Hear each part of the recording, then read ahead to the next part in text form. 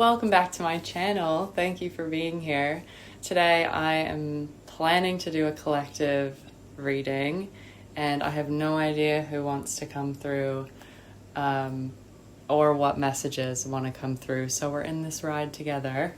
I'm sure that the title gave it away a little bit, but I know that I'm going in blind. So here we go. Hi. Am I connecting with a being from my spirit team? Cool. Is this an ascended master? This feels like Jesus.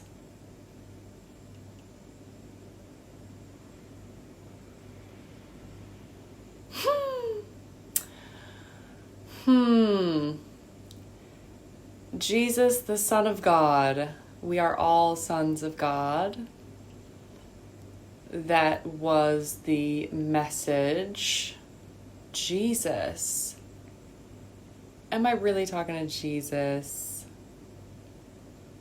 I just have to trust it at this point. But gosh, you guys don't understand. I do doubt myself sometimes. Just to be completely transparent with you, sometimes it's like, this cannot be real. But I just have to trust it because there's only so many synchronicities that can line up. And I do readings all the time with people who the messages are freakishly aligned. So I just need to trust in my abilities to know what the fuck is up. And I've been wanting to talk to Jesus for a while, so maybe he just knew that. That's why he's coming in. Open the rods for no. Thank you. Okay, Jesus. I'm sure you want to set the record straight on so many things because, boy, have your messages been misconstrued. Oh, man. The thing you want to talk the most about is relaxation is the word that came through the most. Coming through in a follow your North Star in a relaxed way. The intention was to always put family above anything. Wow. Family, friendship, community, connection, love, connection. And on the West specifically, there's been like a full shift away from family is what it's coming through as, away from connection. Divisiveness within families, amongst families, because of political differences, because of wanting family to share our beliefs. And there's nothing necessarily wrong with that.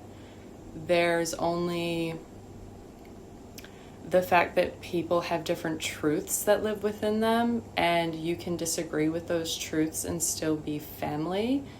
And oftentimes the truths that people hold within them are because they don't surround themselves with the truths of other people. It's a dark time in many facets of that. There is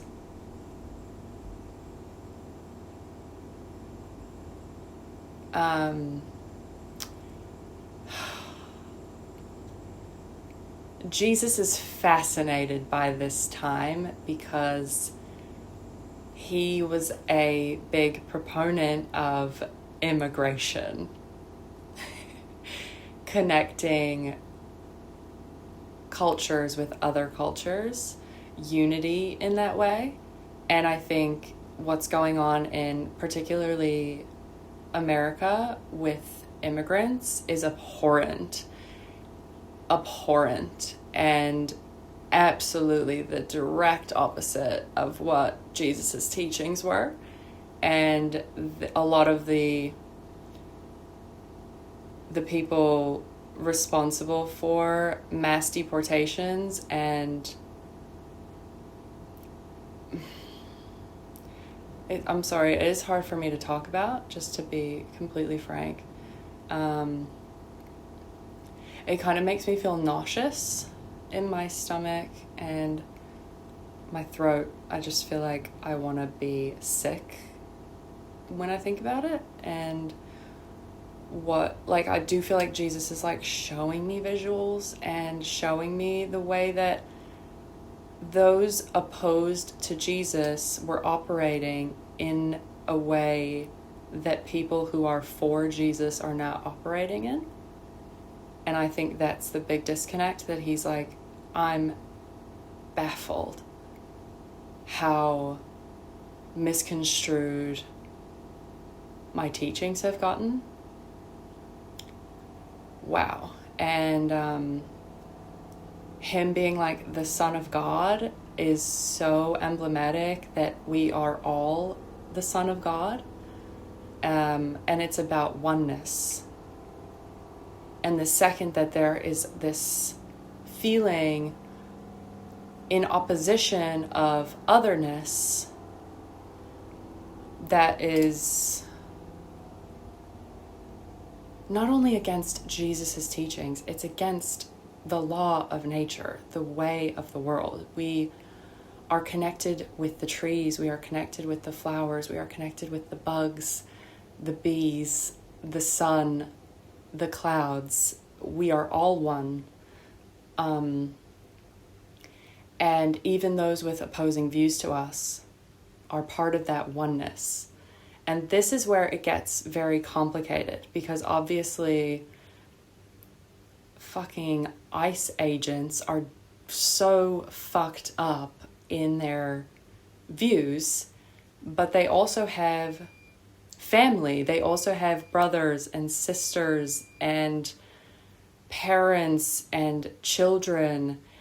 And if everyone viewed them as fucked up, then there would be no hope for them. There would be no reasoning with them. And maybe there's not. Maybe that's, some people are firm in their beliefs that like people should be sent back to their country, and that's a belief they carry. But I guess I'm just feeling like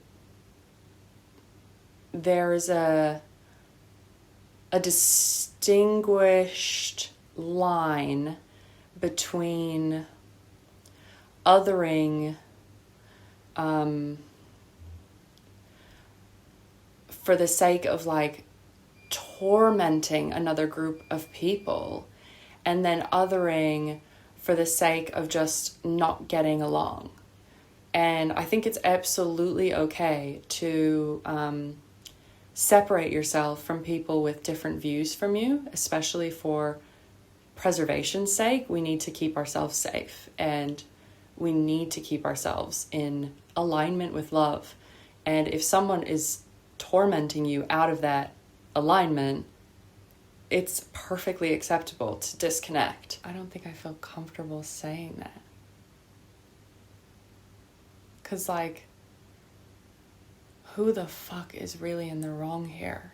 Who is really needing guidance and, like, extending love? We do not need to extend love to people who are hell-bent on extending hate. And we do not need to, shift our energetics in order to appease people that are hell-bent on disagreeing with us, which is why protesting and speaking out is extremely important and extremely valid. It feels like we know the obvious differences between someone who is not worth our energy whatsoever and who is consistently closing their ears to the other side of this story. But then there's also this like willingness that we as humans need to discover within ourselves, which is like the ability to sit with discomfort of opposing views. And that's a really fine line that we all need to define for ourselves. I'm not going to tell you how to accept someone who opposes you and your lifestyle. Obviously, that's a boundary that you need to set for yourself. But I think what I'm hearing the most is just the bigger your capacity. So like if you do have capacity, there is a lot of power in that, in just like rooting yourself in your truth, holding your truth steady and being vocal in your truth, and not letting another person's truth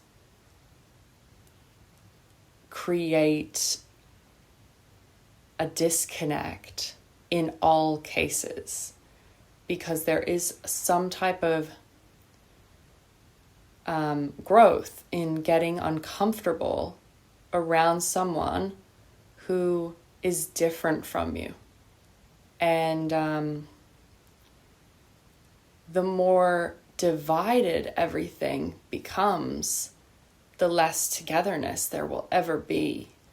So it's like, yes, please do not get me wrong. This is a time where we should be speaking out. There are atrocities happening, especially to immigrants, especially to trans women. There is no excuse for that. There's absolutely no excuse for that. Us becoming a militarized country, there's no excuse for that. And that absolutely needs attention and being, it deserves the anger. It deserves the distress. So that's not like who I'm really talking to. I'm really not like trying to, bring together Trump supporters and people who are not for Trump. That's not the objective of this conversation. There's just something about discovering the ignorances within family and friend groups where try not to muddy all of the lines with this belief that people can't change, with the belief that someone can't discover new information. And then can we work towards loving them anyway once they've recognized the wrongs? And hoping and staying in the element of hope that we are on the trajectory of love and peace and togetherness and community, and trying pretty actively, we would have to try to see it and to feel it. And both are just so important. So I hope that this message was clear. I know that this is very controversial, and how you take it is entirely up to you. I just feel like this has been one of Jesus's teachings, is that we are all one, and oneness doesn't absolve when you like disagree. And that's kind of like the main portion of the message. So I feel like crying, honestly, because like a lot of me doesn't agree with what I just channeled, because there's like, sorry. There's been like people in my own family, in my own circle, that have been like challenging to speak to because of, you know, what's been going on the past, we could say, a really long time. But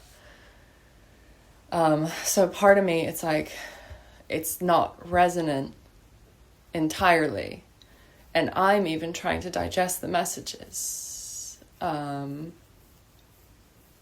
So yeah.